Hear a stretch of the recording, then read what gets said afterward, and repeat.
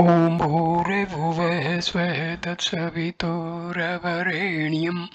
भर्गो देवस्य धीमहि धियो यो नः प्रचोदयात्। ॐ शान्ति शान्ति शान्तिः। नमस्ते माय डियर फ्रेंड्स, नमस्ते मेरे प्यारे दोस्तों। ये महर्षि से बातचीत का 25वां वीडियो है। ये वीडियो शुरू होता है महर्षि से बातचीत संख्या नंबर 266 से। मुसलमान प्रोफेसर ने पूछा, ऐसा मत है कि इच्छा का त्याग करना चाहिए, किंतु देह की कुछ अनिवार्य आवश्यकताएं हैं, क्या करना है? महर्षि, मुमुक्षु 3 साधनों से संपन्न होना चाहिए। नंबर 1 इच्छा, नंबर 2 भक्ति तथा नंबर 3 श्रद्धा। इच्छा से तात्पर्य है देह जनित इच्छाओं की पूर्ति बिना देह में राग रखे, यथा भूख, प्यास तथा मलमूत्र विसर्जन आदि। जब तक यह नहीं किया जाता, ध्यान में प्रगति नहीं हो सकती। भक्ति तथा श्रद्धा जानते ही हैं। भक्त इच्छाएं 2 प्रकार की हैं, निमन तथा श्रेष्ठ। निमन को श्रेष्ठ में परिवर्तन करना हमारा कर्तव्य है। महर्षि, हाँ भक्त। अच्छा भगवान, आपने 3 साधनों का वर्णन किया, जिनमें से इच्छा देह आदि से राग किए बिना स्वाभाविक आवश्यकताओं की पूर्ति है। मैं 3 अथवा 4 बार प्रतिदिन भोजन करता हूँ तथा देह जनित आवश्यकताओं पर इतना अधिक ध्यान देता हूँ कि मैं देह के भार से दब जाता हूँ। क्या ऐसी कोई अवस्था है जब मैं देह रहित हो जाऊं, जिससे कि मैं देह जन्य आवश्यकताओं के कलेश से मुक्त हो जाऊं? महर्षि, आसक्ति, राग, द्वेष हानिकारक है। कर्म अपने आप में बुरा नहीं है। 3 अथवा 4 बार भोजन करने में कोई हानि नहीं है, किंतु केवल यही मत कहो मुझे इस प्रकार का भोजन प्रिय है और उस प्रकार का नहीं, तथा इसी प्रकार। इसके अतिरिक्त तुम जागृत अवस्था के 12 घंटों में ये भोजन आदि करते हो, न कि सुषुप्ति के समय में। क्या सुषुप्ति तुम्हें मुक्ति की ओर ले जाती है? यह मानना भूल है कि केवल निष्क्रियता मोक्ष करा देती है। भक्त, सदेह तथा विदेह मुक्तों का वर्णन आता है। महर्षि, कोई मुक्ति नहीं है और मुक्त कहाँ है? भक्त, क्या हिंदू शास्त्रों में मुक्ति का वर्णन नहीं है? महर्षि, मुक्ति आत्मा का ही दूसरा नाम है। जीवन मुक्ति तथा विदेह मुक्ति सब अज्ञानियों के लिए हैं। ज्ञानी को न मुक्ति का भान है न बंध का। अज्ञानी का अज्ञान नष्ट करने के लिए बंध, मुक्ति तथा मुक्ति की श्रेणियों का विवरण है। मुक्ति में और कुछ नहीं। भक्त, भगवान के दृष्टि बिंदु से तो यह ठीक है, किंतु हम लोगों के बारे में क्या? महर्षि, वह तथा मैं का भेद ज्ञान मार्ग में बाधा है। भक्त, किंतु इससे अस्वीकार नहीं किया जा सकता कि भगवान श्रेष्ठ भूमिका में है, जबकि हम लोग सीमित हैं। क्या भगवान मुझे अपना सा कर लेंगे? महर्षि, क्या तुम्हें सुषुप्ति में सीमित होने का बोध था? भक्त, मैं सुषुप्ति की अवस्था को अब इस अवस्था में नहीं ला सकता और उसके बारे में नहीं बता सकता। महर्षि, तुम्हारा ऐसा करना आवश्यक नहीं। ये 3 अवस्थाएं अपरिवर्तित आत्मा के समक्ष एक के बाद दूसरी होती रहती हैं। तुम अपनी सुषुप्ति अवस्था को स्मरण कर सकते हो। तुम्हारा वास्तविक स्वरूप ऐसा है। उस समय कोई सीमाएं नहीं थी। अहम भाव के उदय होने के बाद ही सीमाएं आ जाती हैं। भक्त, आत्मा की प्राप्ति कैसे हो? महर्षि, आत्मा की प्राप्ति नहीं करना है क्योंकि तुम आत्मा हो। भक्त, हाँ, मुझ में एक अपरिवर्तित तथा दूसरी परिवर्तित आत्मा है। आत्माएं दो हैं। महर्षि, परिवर्तनशील संकल्प मात्र है। मैं के संकल्प के उपरांत ही समस्त संकल्प उदय होते हैं। देखो संकल्प किसको उदय होते हैं, तब तुम उनसे परे हो जाओ और वे समाप्त हो जाएंगे। आशय यह है कि अहम भाव के उद्गम का पता लगाने से शुद्ध आत्मा का अनुभव हो जाता है। भक्त, क्या मैं अहम ब्रह्मास्मि का ध्यान करूं? महर्षि, मंत्र मैं ब्रह्म हूँ ख्याल करने के लिए नहीं है। अहम मैं से प्रत्येक व्यक्ति परिचित है। ब्रह्म अहम के रूप में सब में रह रहा है। मैं को जानो, मैं ही ब्रह्म है। तुमको वैसा ख्याल करने की आवश्यकता नहीं, केवल मैं को ढूंढो। भक्त, क्या शास्त्रों में कोशों को त्याग करने की चर्चा नहीं है? महर्षि, अहम भाव के उदय होते ही मैं को भ्रांतिवश देह, इंद्रिय तथा मन आदि से एक कर लिया जाता है। मैं को भ्रांतिवश इनसे संलग्न कर दिया जाता है और वास्तविक मैं कहीं चला नहीं जाता। शुद्ध मैं को दूषित मैं अहम भाव से अलग करने हेतु कोशों को त्यागने की चर्चा की गई है, पर इसका वास्तविक भाव यह नहीं है कि अनात्म को त्यागना है, अपितु इसका अर्थ है वास्तविक आत्मा को जानना। वास्तविक आत्मा सीमा रहित परिपूर्ण मैं है। यह नित्य है, न इसका आदि है न अंत। दूसरा मैं जन्मता है और मरता है, वह अस्थाई है। परिवर्तित संकल्प किसको आते हैं, यह देखो। तुम जानोगे कि वे अहम भाव के उपरांत उत्पन्न होते हैं। वास्तविक मैं में टिके रहो, उनका शमन होगा। अहम भाव के मूल को खोजो, केवल आत्मा शेष रह जाएगी। भक्त, यह समझना कठिन है। मैं सिद्धांत समझ गया, परंतु अभ्यास क्या है? अन्य साधन उनके लिए हैं जो आत्मा की शोध करने में असमर्थ हैं। अहम ब्रह्मास्मि के जप तथा उसके विचार हेतु भी कर्ता आवश्यक है। वह कौन है? वह मैं है। वही बने रहो, यह सीधा मार्ग है।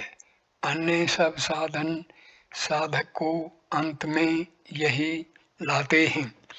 भक्त, मुझे मैं का भान है, तथापि मेरे क्लेशों का अंत नहीं हुआ। महर्षि, यह मैं शुद्ध नहीं है। यह देह तथा इंद्रियों के संयोग से दूषित हो गया है। क्लेश किसको है, यह देखो। यह अहम भाव को है, उस पर रुको, तब अन्य संकल्प नष्ट हो जाएंगे। भक्त, हाँ, यह कैसे करें, यही सारी कठिनाई है। महर्षि, शुद्ध मैं का विचार करो और वहाँ टिको, जिससे अन्य सब संकल्प दूर हो जाएंगे। 23 अक्टूबर 1936। बातचीत संख्या 267। कक्षा में संबंधित पशुओं की चर्चा करते हुए महर्षि ने ओवई द्वारा रचित तमिल छंद सुनाया। एक वृद्धा ने कहीं ज्योतिष में किसी को कंबर की प्रशंसा करते सुना। वृद्धा ने एक छंद में उसका उत्तर दिया, जिसका आशय है, हर एक अपने ढंग से महान है। एक पक्षी की तुलना में जो इतना सुंदर घोंसला बनाता है, कीड़ों की तुलना में जो लाख देते हैं, मधुमक्खी की तुलना में जो शहद का छत्ता निर्माण करती हैं, चींटियों की तुलना में जो नगर बसाती हैं तथा मकड़ी की तुलना में जो जाल बनाती हैं, कंबर की महानता क्या है। तदुपरांत श्री भगवान इनके कार्यों का विवरण देने लगे। जब उनका पर्वत पर निवास था, उन दिनों महर्षि ने यहाँ एक ऐसी कुटिया देखी जो पत्थर तथा मिट्टी की बनी थी तथा उनका खपरेल की छत थी। वहाँ दीमकें बराबर परेशान करती थी। जिस गारे में दीमकें घुस गई थी, उनसे बचने के लिए छत तथा दीवारें गिरा दी गई। श्री भगवान ने देखा कि पत्थरों से सुरक्षित गुफाएं नगर की भांति प्रतीत होती थी। अगल बगल काले प्लास्टर युक्त दीवारें थी तथा पास के नगरों तथा जाने को सड़कें थी जो उसी प्रकार अगल बगल काले प्लास्टर की दीवारों से सुरक्षित थी। ये दीवारें सड़कों की सूचक थी। नगर के आंतरिक भाग में दीमकों के रहने के छिद्र थे। पूरी दीवार दीमकों का आवास बन गई थी, जिससे छत भी ध्वंस हो चुकी थी। श्री भगवान ने एक मकड़ी को भी जाला निर्माण करते देखा था तथा उसका वर्णन किया। मकड़ी एक स्थान में, तब दूसरे में, फिर तीसरे में जाती दिखती है। इन सब स्थानों पर रेशा दृढ़ता से जमाया जाता है। मकड़ी इन्हीं रेशों पर चलती है, चढ़ती है, उतरती है तथा बारंबार परिक्रमा करती है और पूरा जाला बन जाता है। यह ज्यामिति की तरह होता है। जाल प्रातःकाल फैलाकर संध्या को पुनः लपेट लिया जाता है। इसी प्रकार बर्रें भी कच्चे लाख से अपने छत्ते बनाती हैं और इस प्रकार प्रत्येक पशु में कुछ विलक्षण सहज प्रवृत्ति है। कंबर की विद्वता आश्चर्य की वस्तु नहीं, क्योंकि जिस प्रकार उपरोक्त उदाहरण में बताया गया है, यह भी ईश्वर की इच्छा से ही है। बातचीत संख्या 268। डॉक्टर सैयद, मुक्ति क्या है? ईसा का इससे क्या अभिप्राय था? महर्षि, मुक्ति किसके लिए तथा किससे? भक्त, मुक्ति व्यक्ति के लिए तथा जगत के दुख एवं कष्टों से। महर्षि, दुख इत्यादि किसके हैं? भक्त, मन के। महर्षि, क्या तुम मन हो? भक्त, अब मैं यह स्पष्ट करूं कि यह प्रश्न क्यों उठा। मैं ध्यान कर रहा था। मैं ईसा द्वारा कुछ भक्तों पर किए गए अनुग्रह पर विचार कर रहा था, जिनको मुक्ति प्राप्त हो गई। मैं श्री भगवान को उनके अनुरूप मानता हूँ। क्या मुक्ति इसी प्रकार के अनुग्रह का परिणाम नहीं है? मेरे प्रश्नों का यही आशय था। महर्षि, हाँ, ठीक। भक्त, मैं कौन हूँ? पुस्तिका में। स्वरूप दृष्टि का वर्णन है। उस अवस्था में दृष्टा एवं दृश्य दोनों ही होंगे। इसका अंतिम एकता से क्या सामंजस्य हो? महर्षि, तुम मुक्ति की इच्छा एवं कष्ट आदि का निवारण क्यों चाहते हो? जो इनकी कामना करता है वह इनको देखता भी है। यह ऐसा है। सचेतनता ही दृष्टि है। यह दृग दृश्य भाव से युक्त होता है। क्या सचेतनता आत्मा से पृथक हो सकती है? आत्मा ही सब कुछ है। भक्त, निज स्वरूप से अहम को किस प्रकार अलग देखें? महर्षि, जिसका उदय तथा पतन है वह अहम दृश्य मात्र है। जो अनादि एवं अनंत है वही नित्य आत्म चैतन्य है। भक्त, क्या आत्मा का निरंतर चिंतन मन को अधिक का अधिक निर्मल करेगा, जिससे वह और किसी का चिंतन न कर केवल परमार्थ तत्व का चिंतन करेगा? महर्षि, यही शांत मन परमात्मा है। यही चंचल हो संकल्पों से विक्षिप्त हो जाता है। मन आत्मा की शक्ति मात्र है। भक्त, क्या कोश आत्मा से पृथक तथा पदार्थ रूप हैं? महर्षि, पदार्थ तथा जीव में कोई भेद नहीं है। आधुनिक विज्ञान ने पदार्थ मात्र को सभी शक्ति स्वीकार कर लिया है। शक्ति बल अथवा गति है। अतः सब शिव एवं शक्ति अर्थात आत्मा एवं मन के अंतर्गत हैं। कोश दृश्य मात्र हैं। वास्तव में उनमें कोई सत्यता नहीं है। भक्त, ध्यान प्रतिदिन कितने घंटे करना चाहिए? महर्षि, तुम्हारा निज स्वभाव ही ध्यान है अर्थात समाधि है। भक्त, परिपक्व होने पर ऐसा होगा, परंतु अभी ऐसा नहीं है। महर्षि, तुम्हें इसका भान बाद में होता है।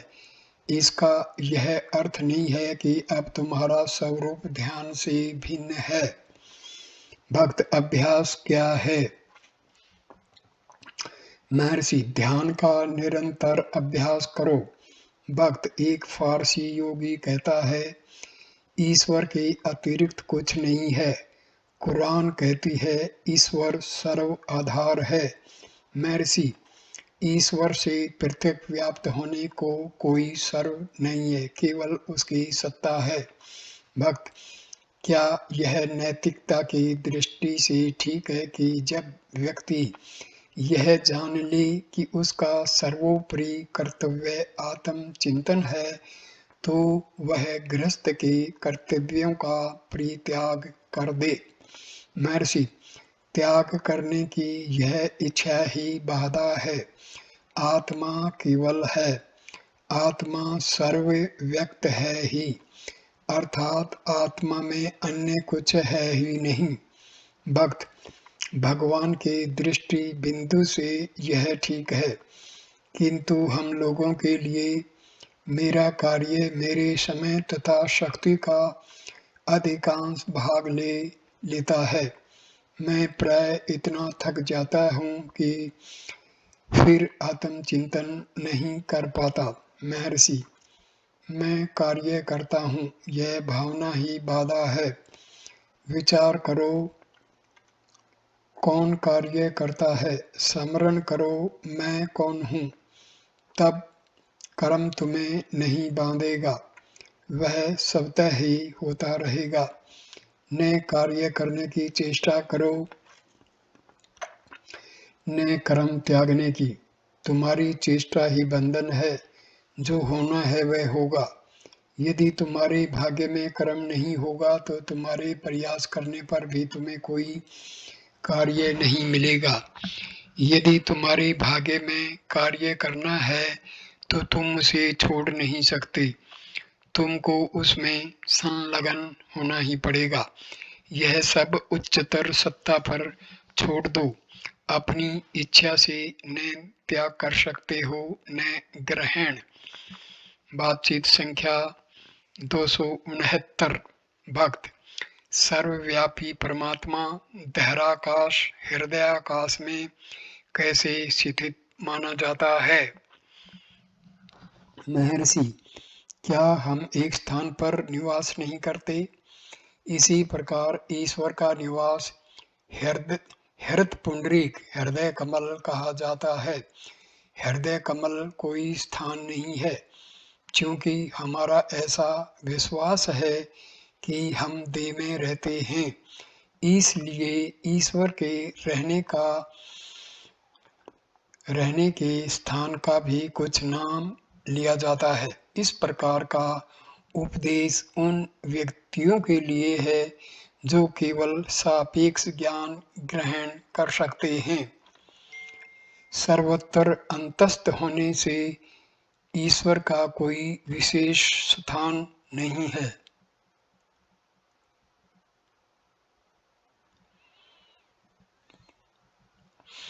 क्योंकि हम अपने को देह में स्थित मानते हैं, हमारा यह भी विश्वास है कि हमारा जन्म होता है, किंतु हम गहन निद्रा में देह, ईश्वर अथवा साक्षात्कार की पद्धति का विचार नहीं करते।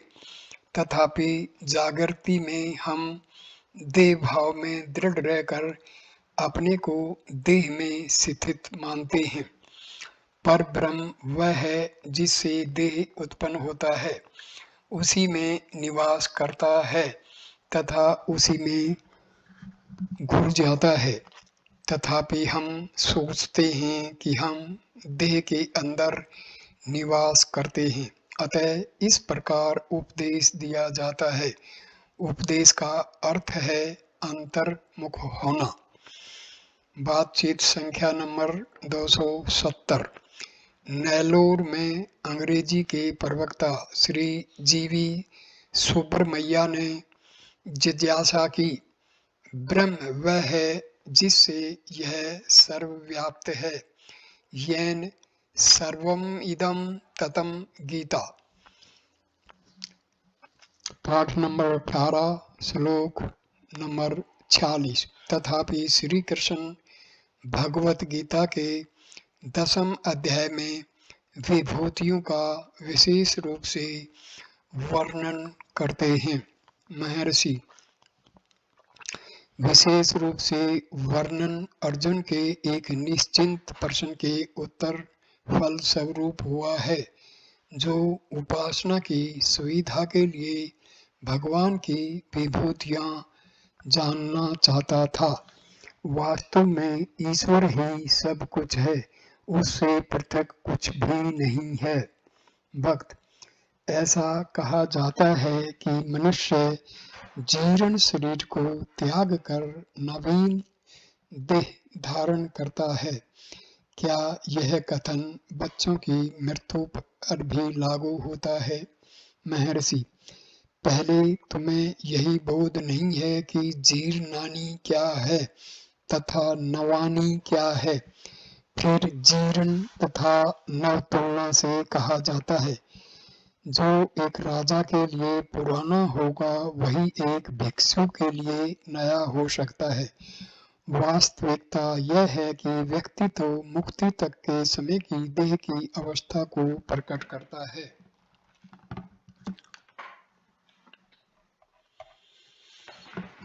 बातचीत संख्या नंबर 271।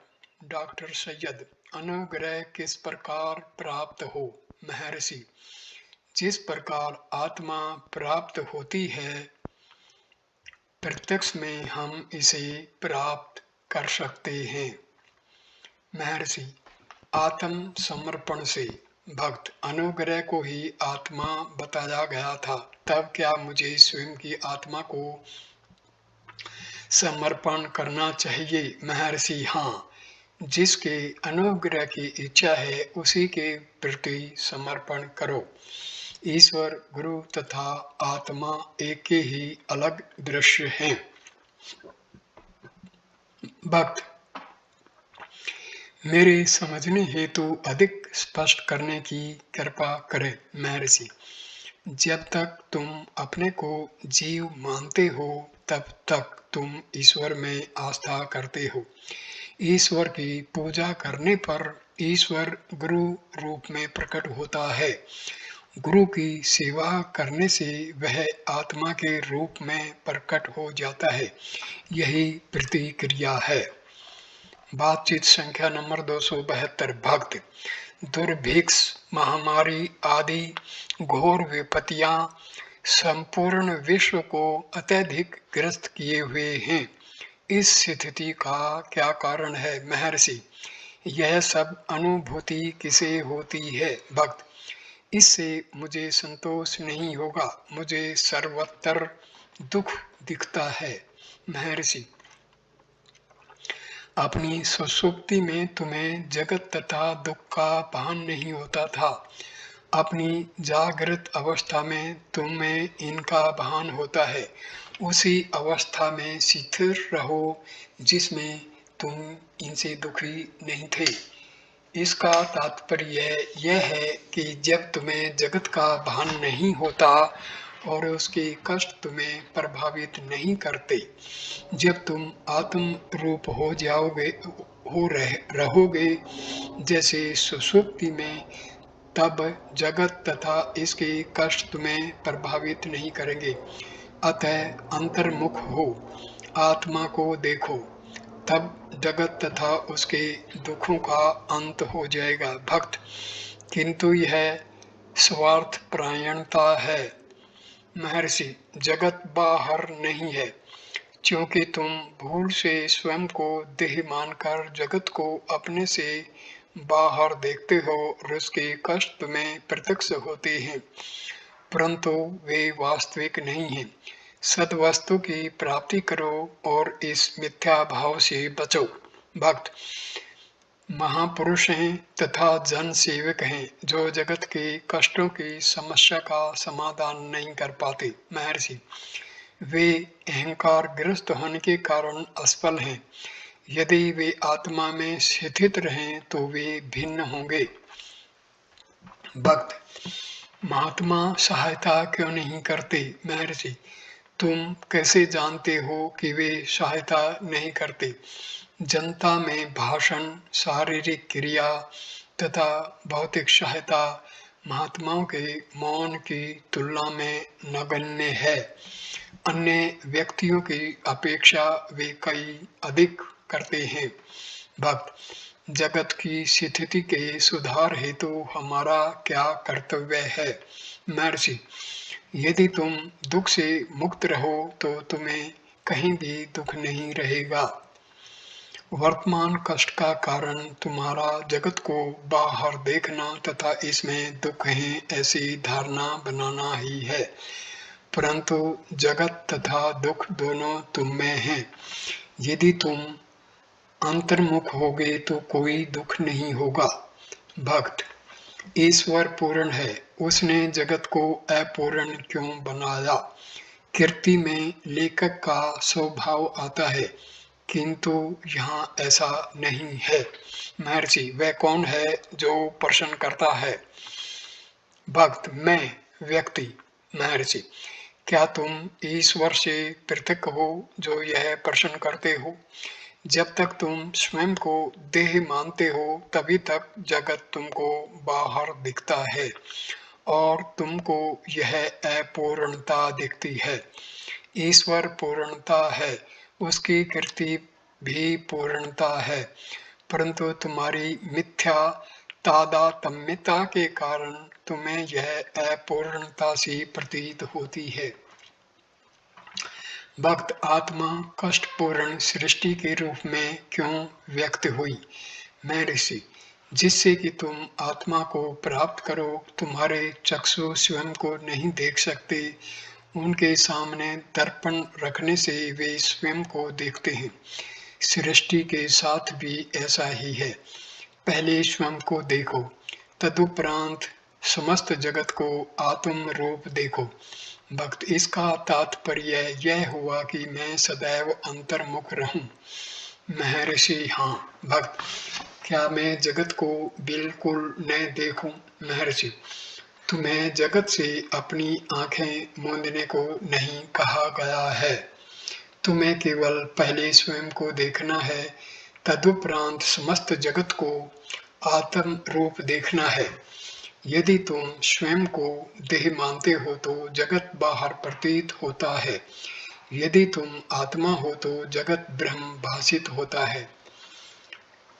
बातचीत संख्या नंबर 273। डॉक्टर सैयद ने जिज्ञासा की, मैं पंचश्लोकी पढ़ रहा हूँ, उससे मुझे प्रतीत होता है कि आपने श्लोक अरुणाचल के प्रति कहे हैं। आप अद्वैती हैं, फिर आप ईश्वर को एक पृथक सत्ता के रूप में कैसे संबोधित करते हैं? महर्षि, भक्त, भगवान तथा श्लोक सब आत्मा हैं। भक्त, किंतु आप परमात्मा को संबोधित कर रहे हैं। आप इस अरुणाचल पहाड़ को परमात्मा जैसे संबोधित कर रहे हैं। महर्षि, तुम आत्मा को देह से मिला सकते हो, क्या भक्त आत्मा को अरुणाचल से नहीं मिला सकता? भक्त, यदि अरुणाचल आत्मा है तो अन्य पर्वतों की अपेक्षा इसे ही विशेष रूप से क्यों चुना गया? ईश्वर सर्वत्र है, आप अरुणाचल के रूप में उसका विशेष रूप से वर्णन क्यों करते हैं? महर्षि, तुम्हें इलाहाबाद से इस जगह आने के लिए किसने आकर्षित किया और यहाँ सब और बैठे हुए व्यक्तियों को किसने आकर्षित किया? भक्त, श्री भगवान ने। महर्षि, मैं यहाँ कैसे आकर्षित हुआ? अरुणाचल से। उस शक्ति को स्वीकार करना ही पड़ेगा। फिर अरुणाचल भी भीतर है, बाहर नहीं। आत्मा अरुणाचल है। भक्त, शास्त्रों में आत्मा, परमात्मा, परा आदि शब्द व्यवहार में आए हैं, इनमें श्रेणीकरण क्या है? महर्षि, शब्द के उपयोग करने वाले के लिए इन सब का एक ही अर्थ है, किंतु अन्य व्यक्ति अपने विकास के अनुसार भिन्न अर्थ लगाते हैं। भक्त, परंतु एक ही वस्तु के लिए इतने अधिक शब्दों का प्रयोग क्यों है? महर्षि, यह परिस्थिति के अनुसार होता है। इन सब का आशय आत्मा है। परा का आशय निरपेक्ष अथवा द्वंद्वातीत है, अर्थात ब्रह्म है। भक्त, हृदयपन ध्यान करने हेतु क्या मुझे दाहिने वक्ष पर ध्यान करना चाहिए? महर्षि, हृदय भौतिक नहीं है, ध्यान दाहिने अथवा बाएं पर नहीं होना चाहिए, ध्यान आत्मा पर होना चाहिए। मैं हूँ यह प्रत्येक व्यक्ति जानता है। मैं कौन है? वह न अंदर है न बाहर, न दाहिने न बाएं। मैं हूँ, बस यही है। हृदय वह केंद्र है जिससे सब कुछ प्रकट होता है। क्योंकि तुम जगत, देह आदि देखते हो, इसलिए ऐसा कहा जाता है कि इन सब के लिए एक केंद्र है जिसको हृदय कहते हैं। जब तुम हृदय में स्थिर हो तब हृदय न केंद्र है न परिधि, अन्य कुछ भी नहीं है, तब वह किसका केंद्र हो सकेगा? भक्त, क्या मैं यह समझूं कि आत्मा तथा अनात्मा पदार्थ तथा उसकी छाया के समान है? महर्षि, पदार्थ तथा छाया का अस्तित्व उसके लिए है जो केवल छाया को देखता है और भ्रांतिवश उसे पदार्थ मान लेता है तथा उसकी छाया भी देखता है, किंतु जिससे केवल सत्य का ही बोध होता है उसके लिए न पदार्थ है न छाया।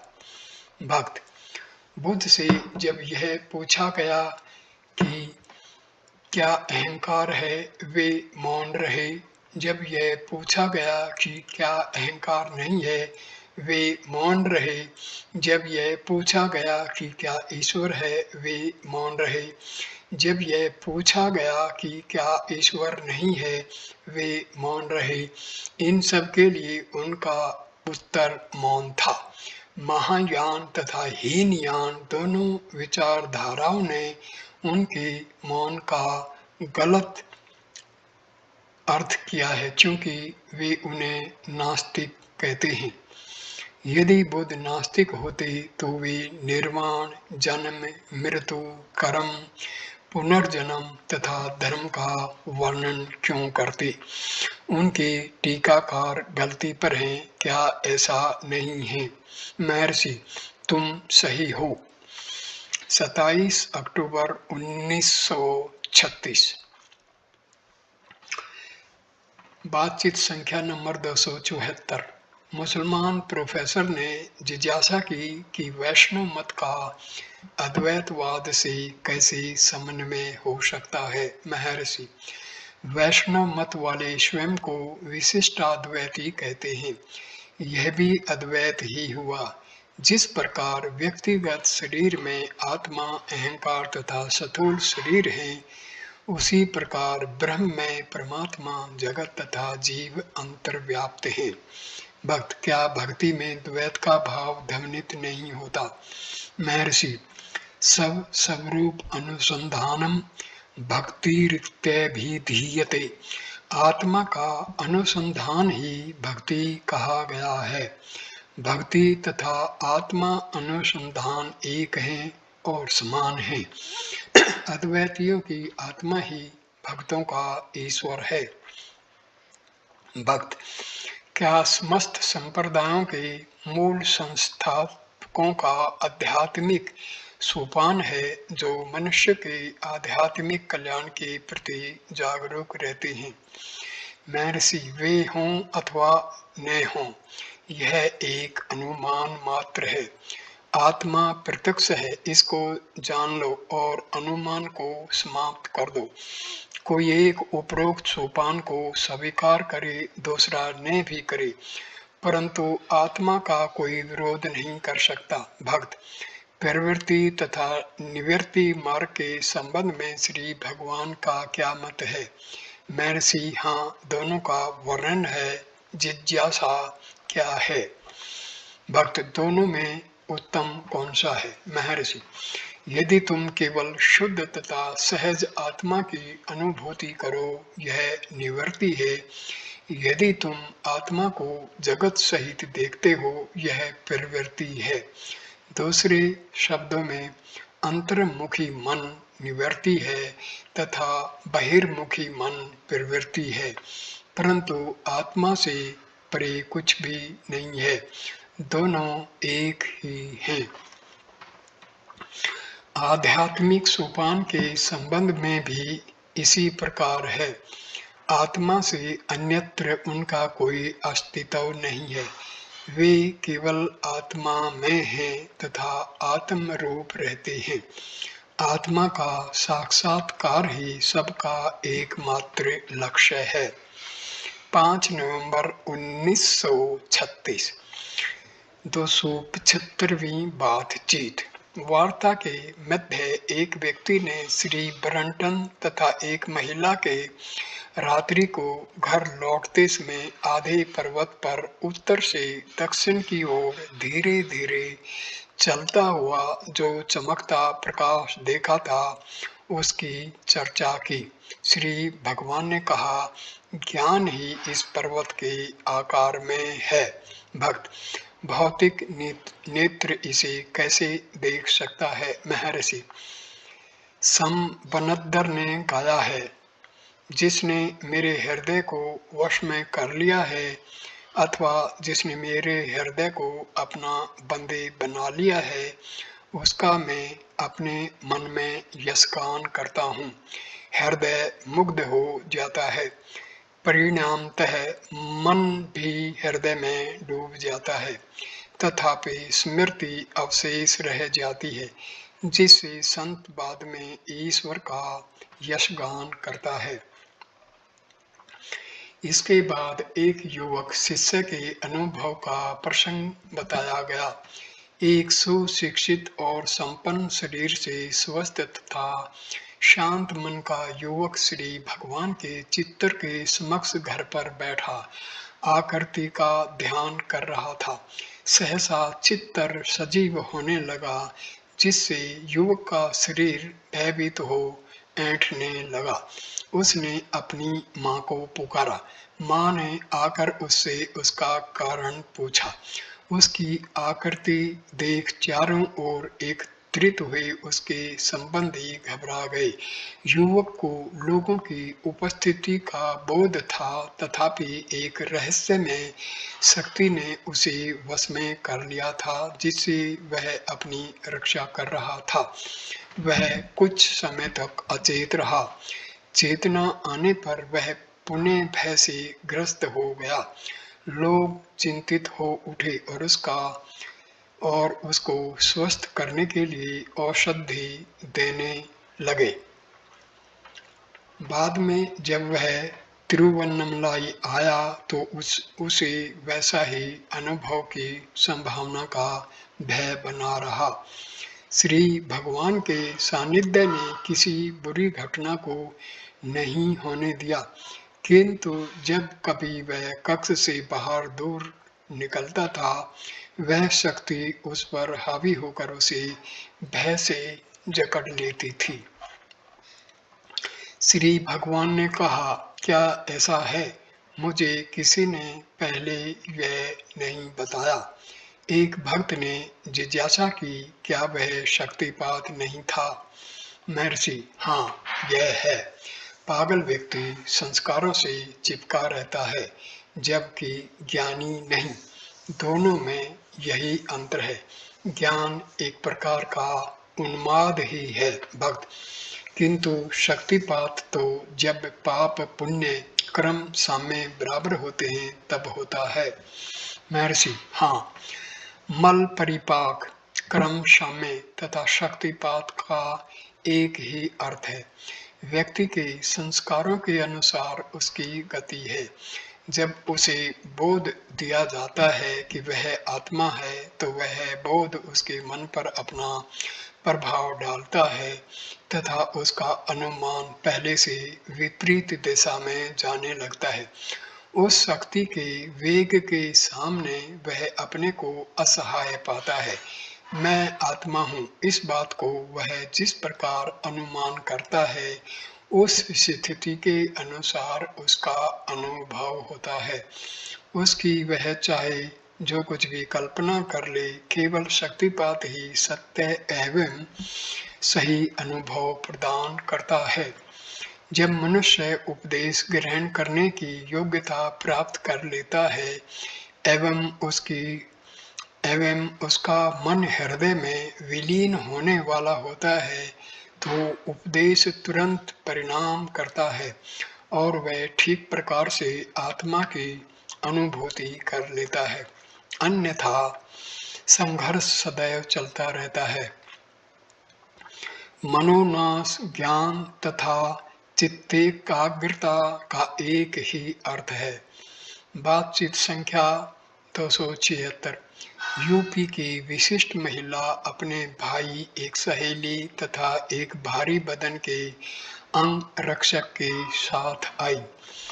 कक्ष में आकर महिला ने श्री महर्षि को अत्यंत आदर एवं भाव सहित प्रणाम किया तथा श्री भगवान के समक्ष ऊनी नमदे पर बैठ गई। श्री भगवान उस समय तेलुगु में त्रिलिंग समाचार पत्र में प्रकाशित एक बालक के पुनर्जन्म से संबंधित समाचार पढ़ रहे थे। बालक अब 13 वर्ष का है तथा लखनऊ के समीप एक गांव में राजकीय उच्च विद्यालय में पढ़ता है। जब वह 3 वर्ष का था, तब वह इधर उधर भूमि खोदता रहता था। पूछने पर वह कहता था कि मैं भूमि में छिपाई हुई कुछ वस्तु पाने का प्रयास कर रहा हूँ। जब उसकी 4 वर्ष की आयु हुई,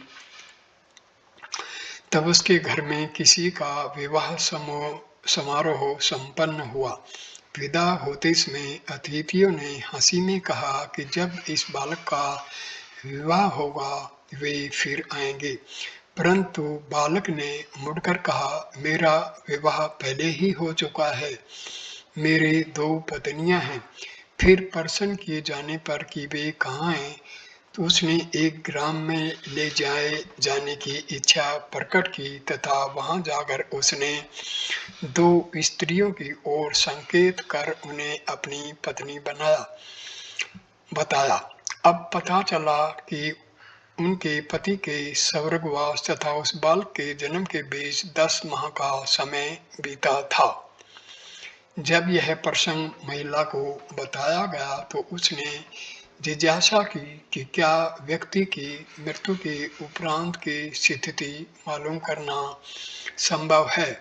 श्री भगवान ने कहा, कुछ का जन्म तुरंत हो जाता है, अन्य का कुछ काल व्यतीत होने पर होता है और कुछ पृथ्वी पर जन्म न लेकर बाद में उच्चतर लोक में मुक्ति पाते हैं तथा अत्यंत सीमित व्यक्ति ही यहाँ और अभी मुक्त हो पाते हैं।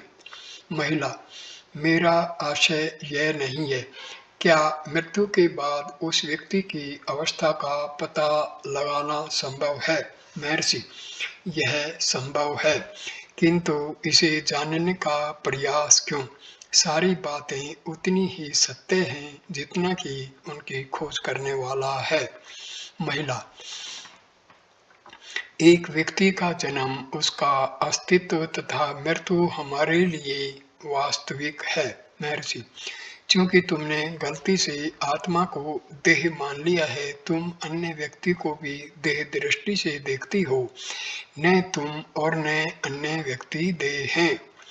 महिला, किंतु अपनी समझ के स्तर से मैं स्वयं को तथा अपने पुत्र को सत्य मानती हूँ। महर्षि, अहम भाव का जन्म ही उस व्यक्ति का अपना जन्म है तथा उसकी मृत्यु ही व्यक्ति की मृत्यु है। अहम भाव के उदय होने के बाद ही देह से मिथ्या तादात्म्यता उदय होती है। स्वयं को देह मानकर तुम अन्य व्यक्तियों का भी मिथ्या मूल्यांकन करते हो तथा उन्हें देह मानते हो। जिस प्रकार तुम्हारी देह का जन्म हुआ है, बढ़ता है तथा नाश होगा, उसी प्रकार तुम सोचते हो कि दूसरे का जन्म हुआ, बड़ा हुआ और मर गया। क्या तुम्हें अपने पुत्र के जन्म से पूर्व कभी उसका विचार आया था। उसके जन्म के उपरांत ही यह विचार आया तथा उसके देहांत के पश्चात भी बना हुआ है। जितना तुम उसका विचार करती हो उतना ही वह तुम्हारा पुत्र है। वह कहाँ चला गया है, वह उस स्रोत में मिल गया है जहाँ से वह आया था। उसकी तुम्हारे साथ एक रूपता है, जब तक तुम हो वह भी है। यदि तुम स्वयं की देह से तादात्म्यता करना छोड़ दो किंतु वास्तविक आत्मा की अनुभूति करो तो यह भ्रांति समाप्त हो जाए। तुम नित्य हो, इस प्रकार दूसरे भी नित्य प्रतीत होंगे।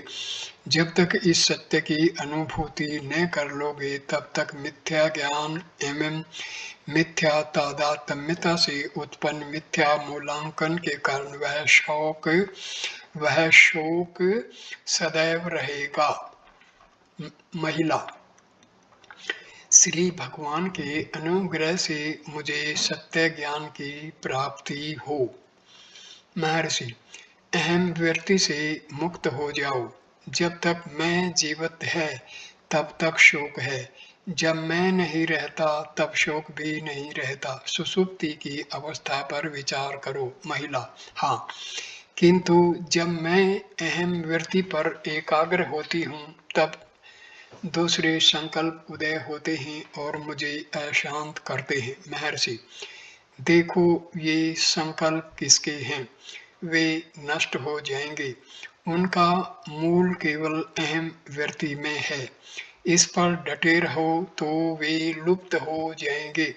महर्षि ने पुनः योग वासिष्ठ के पंचम सर्ग के 20वें अध्याय में वर्णित पुण्य तथा पाप की कथा की ओर ध्यान दिलाया।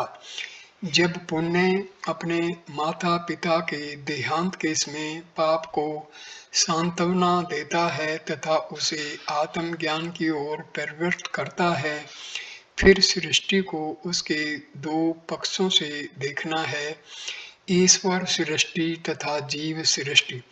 इन दोनों में से जगत ईश्वर सृष्टि है तथा जीव से इसका संबंध जीव सृष्टि है। जीव सृष्टि जगत का विचार किए बिना दुख एवं सुख का उदय करती है।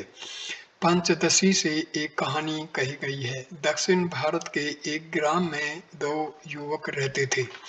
वे उत्तर भारत की तीर्थ यात्रा को निकले। उनमें से एक की मृत्यु हो गई। दूसरे ने जो कुछ कमाई कर रहा था, उसने कुछ मास ठहरकर घर जाने का निश्चय किया।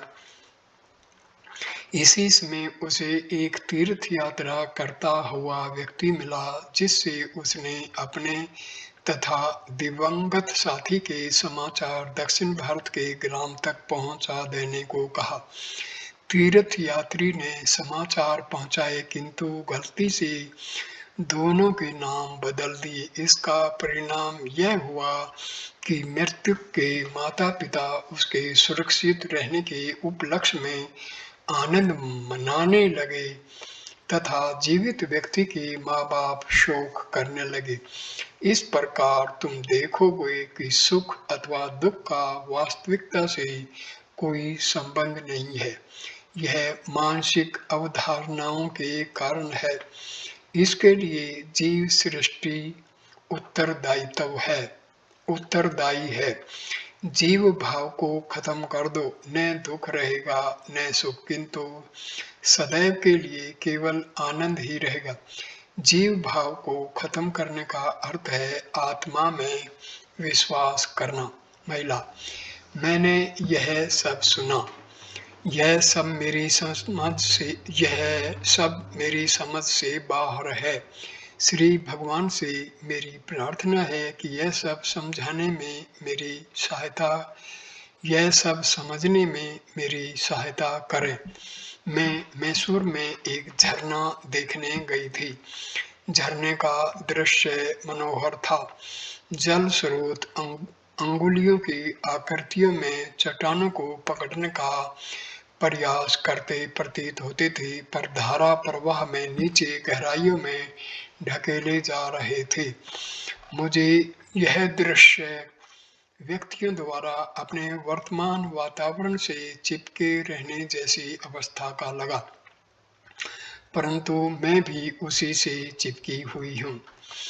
मैं यह अनुमान नहीं कर सकती कि हम मौसम के पुष्प, फल तथा वृक्षों की पत्तियों से अधिक अच्छे नहीं हैं। मुझे पुष्प प्रिय हैं, तथापि यह विचार मुझे प्रभावित नहीं करता। कुछ क्षणों के बाद महिला ने कहा कि उसका विचार महर्षि से मृत्यु तथा उससे संबंधित विषयों पर प्रश्न करने का था, किंतु फिर उसने पूछा नहीं। तथापि महर्षि समाचार पत्र में उसी विषय को पढ़ते रहे थे तथा उसी विषय पर ज्ञान चर्चा हुई। लक्ष्मी गाय को देखकर महिला ने विदा ली। 9 नवंबर 1936। बातचीत संख्या 277। श्री कोहन: संकल्प क्या है? मेरा अभिप्राय यह है कि इसका पंचकोशों में कहाँ स्थान है? महर्षि: सर्वप्रथम अहम वृत्ति उदय होती है, तदुपरांत अन्य संकल्प। वे ही मन हैं।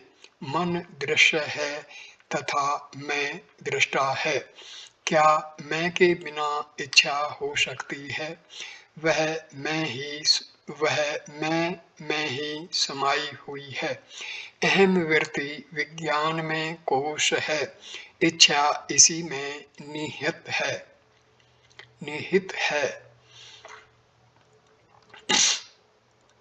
श्री भगवान ने आगे कहा, अन्य में कोश स्थूल देह कोश है। प्राण सहित ज्ञानेंद्रियों तथा कर्मेंद्रियां प्राणमय कोश का निर्माण करती हैं। ज्ञानेंद्रियां तथा मन मनोमय कोश बनाती हैं। वे ही ज्ञानेंद्रियां हैं।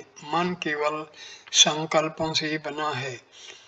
इदम दृश्य है तथा अहम मैं दृष्टा है। दोनों मिलकर विज्ञान में कोश बनते हैं।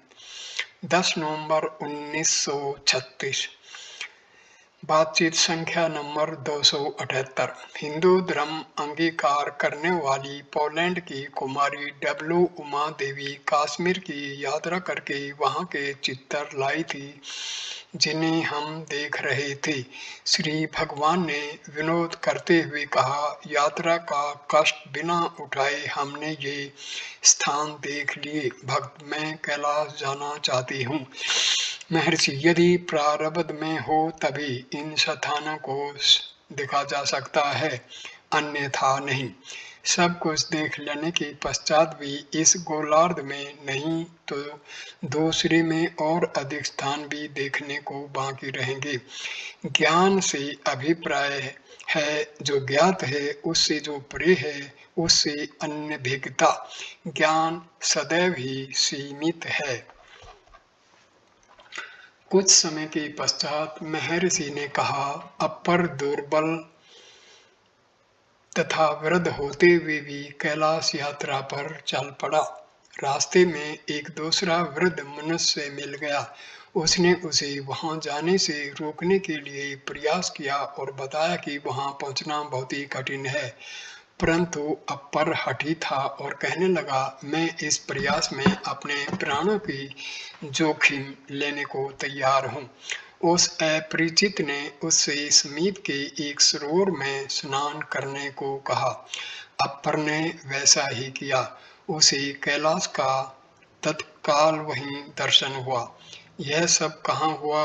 यह हुआ तिरुवैयार में, तंजौर से केवल 9 मील की दूरी पर।